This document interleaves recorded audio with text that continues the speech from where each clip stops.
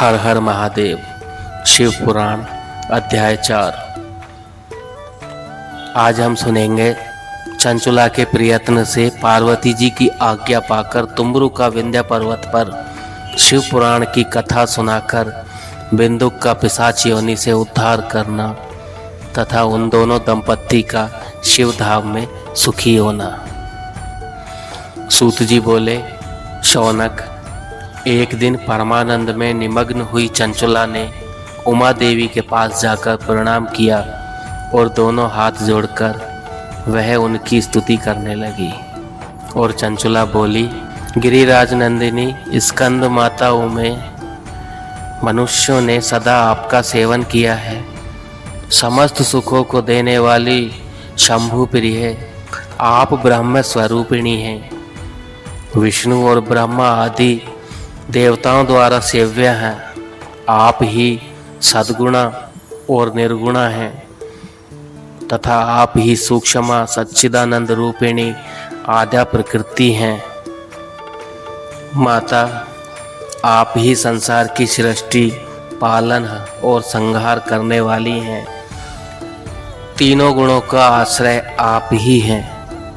ब्रह्मा, विष्णु और महेश्वर इन तीनों देवताओं का आवास स्थान तथा उनकी उत्तम प्रतिष्ठा करने वाली पराशक्ति आप ही हैं। सूत जी कहते हैं, शौनक, जिसे सद्गति प्राप्त हो चुकी थी वह चंचुला इस प्रकार परमेश्वर पत्नी उमा की स्तुति करके सिर झुकाए चुप हो गई। उसके नेत्रों में प्रेम के आंसू उमड़ आए थे। तब करुणा से भरी हुई शंकर प्रिया भक्तवत्सला पार्वती देवी ने चंचुला को संबोधित करके बड़े प्रेम से इस प्रकार कहा, सखी चंचुले, सुंदरी, मैं तुम्हारे की हुई इस स्तुति से बहुत प्रसन्न हूँ। बोलो, क्या वर मांगती हो? तुम्हारे लिए मुझे कुछ भी अधेय नहीं है। चंचुला बोली, निष्पाप गिरिराज कुमारी, मेरे पति बिंदुक इस समय कहाँ हैं? उनकी कैसी गति हुई है यह मैं नहीं जानती।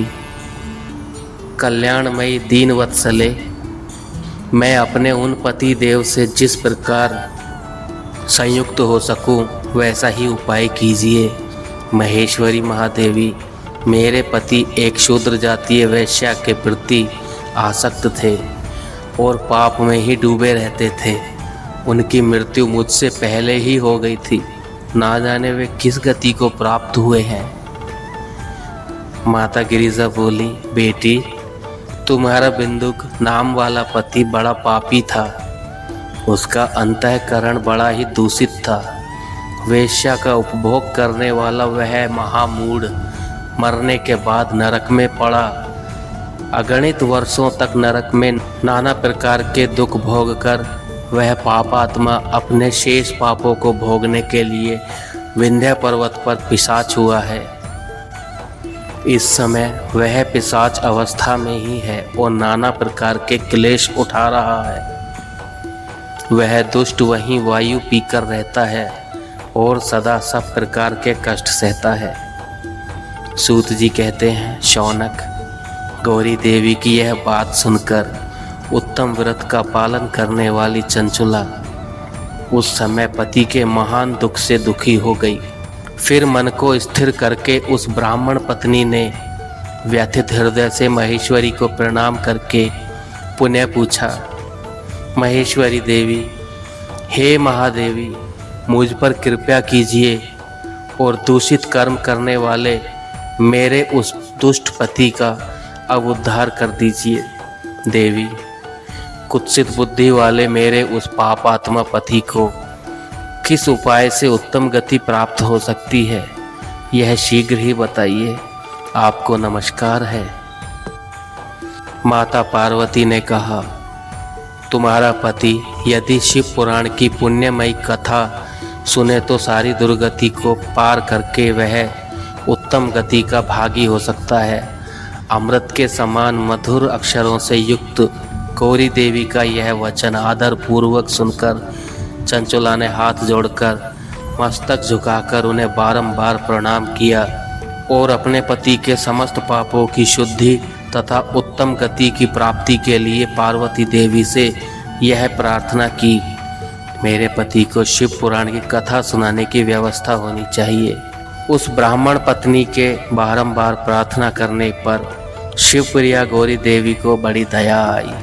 उन भक्त वत्सला महेश्वरी गिरिजा कुमारी ने भगवान शिव की उत्तम कीर्ति का गान करने वाले गंधर्वराज तुम्बुरु को बुलाकर उनसे प्रसन्नता पूर्वक इस प्रकार कहा, तुम्बुरो, तुम्हारी भगवान शिव में प्रीति है। तुम मेरी मन की बातों को जानकर मेरे अभीष्ट कार्यों को सिद्ध करने वाले हो, इसलिए मैं तुमसे एक बात कहती हूँ, तुम्हारा कल्याण हो। तुम मेरी इस सखी के साथ शीघ्र ही विंध्या पर्वत पर जाओ। वहाँ एक महाघोर और भयंकर पिशाच रहता है। उसका वृत्तांत तुम आरंभ से ही सुनो। मैं तुमसे प्रसन्नता पूर्वक सब कुछ बताती हूँ। पूर्व जन्म में वह पिशाच बिंदुक नामक ब्राह्मण था।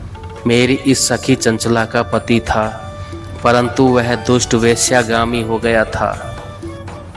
स्नान संध्या आदि नित्य कर्म छोड़कर अपवित्र रहने लगा। क्रोध के कारण उसकी बुद्धि पर मूढ़ता छा गई थी। वह अभक्ष्य भक्षण, सज्जनों से द्वेष और दूषित वस्तुओं को दान लेने लगा। यही उसका स्वाभाविक कर्म बन गया था। वह अस्त्र शस्त्र लेकर हिंसा करता, बाएं हाथ से खाता, दीनों को सताता और क्रूरता पूर्वक पराये घरों में आग लगा देता था। चांडालों से प्रेम करता था और प्रतिदिन वेश्या के संपर्क में रहता था। बड़ा दुष्ट था वह पापी। अपनी पत्नी का परित्याग करके दुष्टों के संग में ही आनंद मनाता था। वह मृत्यु पर्यंत दुराचार में ही फंसा रहा। फिर अंतकाल आने पर उसकी मृत्यु हो गई। वह पापियों के भोग स्थान घोर यमपुर में गया और वहाँ बहुत से नरकों का उपभोग करके वह दुष्ट आत्मा जीव इस समय विंध्या पर्वत पर पिशाच बना हुआ है। वहीं वह दुष्ट पिशाच अपने पापों का फल भोग रहा है। तुम उसके आगे प्रयत्न पूर्वक शिव पुराण की उस दिव्य कथा का प्रवचन करो, जो परम पुण्यमयी तथा समस्त पापों का नाश करने वाली है। शिव पुराण की कथा का श्रवण सबसे उत्कृष्ट पुण्य कर्म है। उससे उसका हृदय शीघ्र ही समस्त पापों से शुद्ध हो जाएगा और वह प्रेत योनि का परित्याग कर देगा। उस दुर्गति से मुक्त होने पर बिंदुक नामक पिशाच को मेरी आज्ञा से विमान पर बिठाकर तुम भगवान शिव के समीप ले आओ। सूत जी कहते हैं, शौनक, महेश्वरी उमा के इस प्रकार आदेश देने पर गंधर्वराज तुम्बुरु मन ही मन बड़े प्रसन्न हुए। उन्होंने अपने भाग्य की सराहना की। तत्पश्चात उस पिशाच की सती साध्वी पत्नी चंचला के साथ विमान पर बैठकर नारद के प्रिय मित्र तुम्बुरु वेग पूर्वक विंध्याचल पर्वत पर गए, जहां वह पिशाच रहता था। वहां उन्होंने उस पिशाच को देखा। उसका शरीर विशाल था, थोड़ी बहुत बड़ी थी। वह कभी हंसता, कभी रोता तो कभी उछलता था। उसकी आकृति बड़ी विकराल थी। भगवान शिव की उत्तम कीर्ति का गान करने वाले महाबली तुम्बुरु ने उस अत्यंत भयंकर पिशाच को पाशों द्वारा बांध लिया। तदनंतर तुम्बुरु ने शिव पुराण की कथा बांचने का निश्चय करके महोत्सव युक्त स्थान और मंडप आदि की रचना की। इतने में ही संपूर्ण लोकों में बड़े वेग से यह प्रचार हो गया कि देवी पार्वती की आज्ञा से एक पिशाच का उद्धार करने के उद्देश्य से शिव पुराण की उत्तम कथा सुनाने के लिए तुम्बुरु विंध्या पर्वत पर गए हैं। फिर तो उस कथा को सुनने के लोभ से बहुत से देवर्षि भी शीघ्र ही वहां जा पहुंचे। आदर पूर्वक शिव पुराण कथा सुनने के लिए आए हुए लोगों का उस पर्वत पर बड़ा अद्भुत और कल्याणकारी समाज जुट गया। फिर तुम्बुरु ने उस पिशाच को पाशों से बांधकर आसन पर बिठाया और हाथ में वीणा लेकर गौरीपति कथा का गान आरंभ किया। पहली अर्थात अद्वैतेश्वर संहिता से लेकर 7वीं वायु संहिता तक महात्म्य सहित शिव पुराण की कथा का उन्होंने स्पष्ट वर्णन किया। सातों संहिताओं सहित शिव पुराण का आदर पूर्वक श्रवण करके वे सभी श्रोता पूर्णतः कृतार्थ हो गए। उस परम पुण्य शिव पुराण को सुनकर उस पिशाच ने अपने सारे पापों को धोकर उस पैशाचिक शरीर को त्याग दिया। फिर तो शीघ्र ही उसका रूप दिव्य हो गया। अंग कांति गौर वर्ण की हो गई। शरीर पर श्वेत वस्त्र तथा सब प्रकार के पुरुषोचित आभूषण उसके अंगों को उद्भासित करने लगे। वह त्रिनेत्रधारी चंद्रशेखर रूप हो गया। इस प्रकार दिव्य देहधारी होकर श्रीमान बिंदुक अपनी प्रणवल्लभा चंचला के साथ स्वयं भी पार्वती वल्लभ भगवान शिव का गुणगान करने लगा। उसकी स्त्री को इस प्रकार दिव्य रूप से सुशोभित देख वे सभी देवर्षि बड़े विस्मित हुए। उनका चित्त परमानंद से परिपूर्ण हो गया। भगवान महेश्वर का वह अद्भुत चरित्र सुनकर वे सभी श्रोता परम कृतार्थ हो प्रेम पूर्वक श्री शिव का यशोगान करते हुए अपने अपने धाम को चले गए। दिव्य रूपधारी श्रीमान बिंदुक भी सुंदर विमान पर बैठकर अपनी प्रियतमा के पास बैठकर सुखपूर्वक आकाश में स्थित हो बड़ी शोभा पाने लगे। तदंतर महेश्वर सुंदर एवं मनोहर गुणों का गान करता हुआ वह अपनी प्रियतमा तथा तुम्बुरु के साथ शीघ्र ही शिव धाम में जा पहुंचा। वहां भगवान महेश्वर और पार्वती देवी ने प्रसन्नता पूर्वक बिंदुक का बड़ा सत्कार किया और उसे अपना पार्षद बना लिया। उसकी पत्नी चंचुला पार्वती जी की सखी हो गई। उस घनीभूत ज्योति स्वरूप परमानंद में सनातन धाम में अविचलित निवास पाकर वे दोनों दंपत्ति सुखी हो गए। मिलते हैं अगली वीडियो में, तब तक के लिए हर हर महादेव।